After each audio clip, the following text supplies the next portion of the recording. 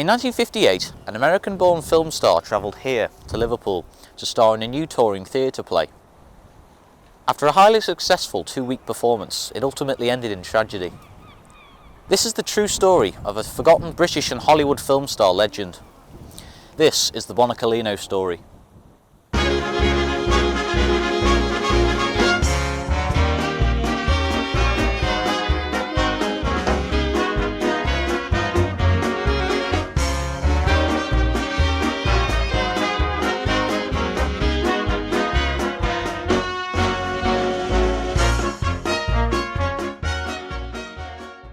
Bonar Colleano was born Bonar William Sullivan on the 14th of March 1924 in New York City, USA.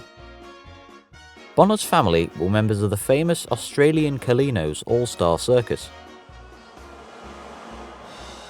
Bonar's uncle, Con Colleano, was the first man to successfully perform a backward and forward somersault on a tightrope.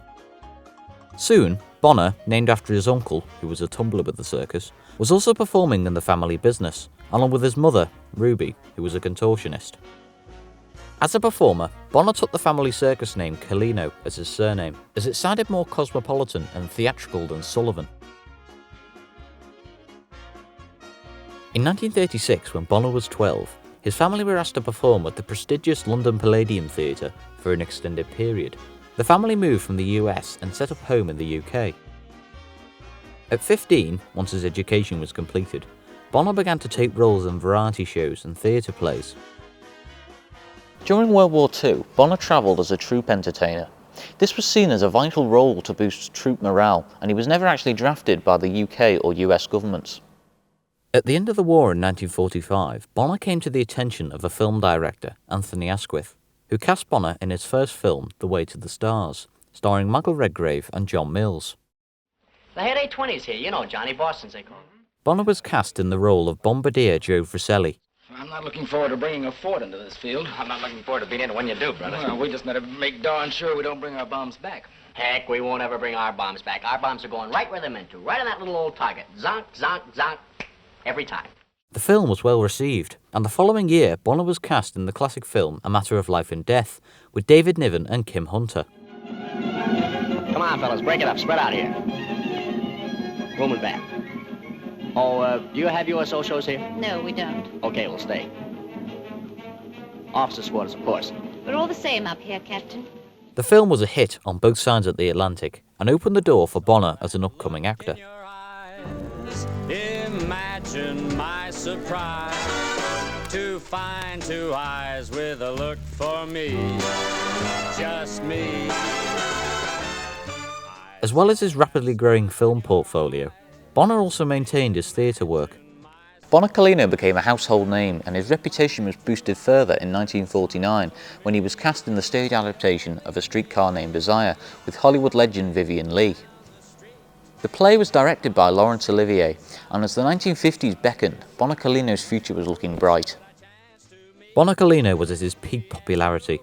From his leading role in Dance Hall 1950 to The Man Inside 1958, Bonar had starred in 18 feature films, most notably Pool of London 1951, 8 Iron Men, a Hollywood blockbuster in 1952, and The Sea Shall Not Have Them in 1954. Having met whilst filming Pool of London in 1951, Bonar Colleano married British film star Susan Shaw in 1954. Both actors had been previously married, albeit briefly. Bonar to actress Tamara Lees and Susan Shaw to actor Albert Leven, with whom they had a daughter, Anna. Susan Shaw was a star in her own right and had starred in films such as Dulcimer Street with Richard Attenborough and Alistair Sim. Other films include To the Public Danger, 1948, Pool of London in 1951, where she met Bonar Colleano, Wide Boy, 1952, Blonde Blackmailer, 1955, and The Fire Maiden from Outer Space in 1956. In 1955, Susan Shaw gave birth to their son, Mark. As the 50s decade came to a close, the audience appeal for war movies began to decline, and Bonar's film career began to slow. As these types of films became more scarce, Bonar moved into TV and radio roles and more theatre work. In 1958, Bonar Colleano was starring in the new theatre play Will Success Spoil Rock Hunter, which had been touring the UK. From the 4th to the 17th of August, the show was being performed at the New Shakespeare Theatre on Fraser Street in Liverpool. This used to be the site of the New Shakespeare Theatre. Sadly, it was badly damaged by a fire in 1976 and was later demolished. But it was here that Bonar Colleano had been performing for 2 weeks. The New Shakespeare Theatre had been taken over the year prior by American actor Sam Wanamaker, who was keen to put on new contemporary shows. The show was a new comedy written by George Axelrod and was directed by Dick Lester, who would later go on to direct the first Beatles film, A Hard Day's Night, in 1964. Bonar had been cast in a leading role as George Macaulay, alongside his leading lady, June Cunningham, who played Rita Marlowe. Also in the cast was Bonar's friend, British actor Michael Balfour, who was cast as Harry Kay. On the 17th of August, the cast finished their final performance here. It had been a great success in Liverpool, so afterwards the cast went to the nearby hotel, the Adelphi Hotel, for a well-deserved sandwich and drink.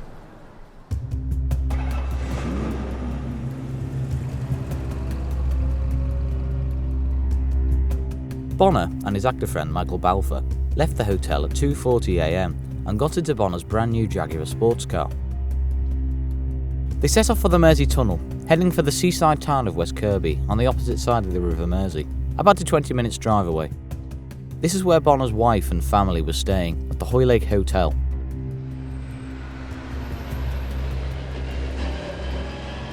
So this is now the disused dock exit for the Mersey Tunnel.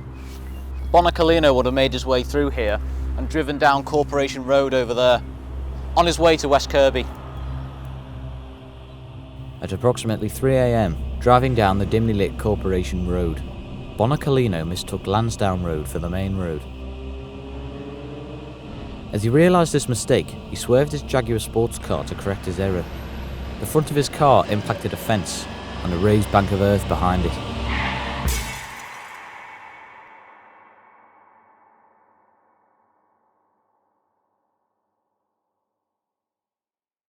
Michael Balfour hit the windscreen, which caused severe lacerations to his face.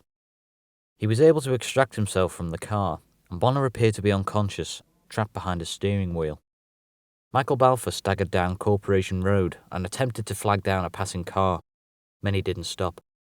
Eventually, a taxi driver took Mr. Balfour to a nearby police station.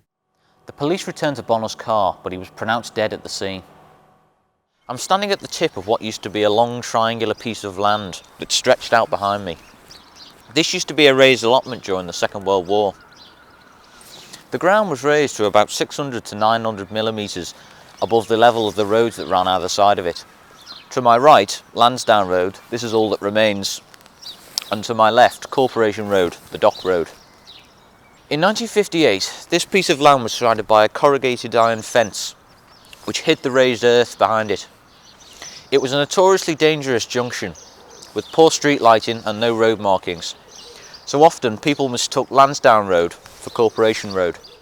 Michael Balfour was taken to Birkenhead General Hospital and received 98 stitches to his head and face. He was released early so that he could attend Bonar's funeral.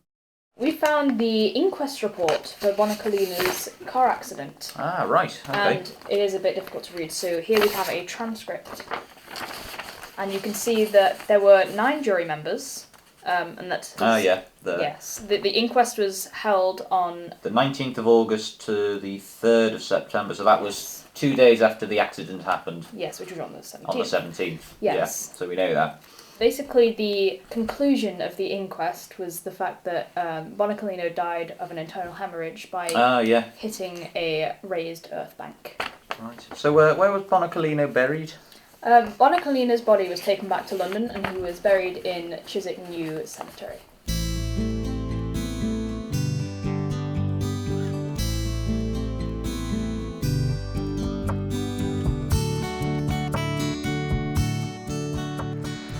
This is where Bonar's story comes to an end, here in Chiswick Cemetery in London. Bonar Colleano was laid to rest here on the 25th of August 1958, and his family and his wife were understandably devastated.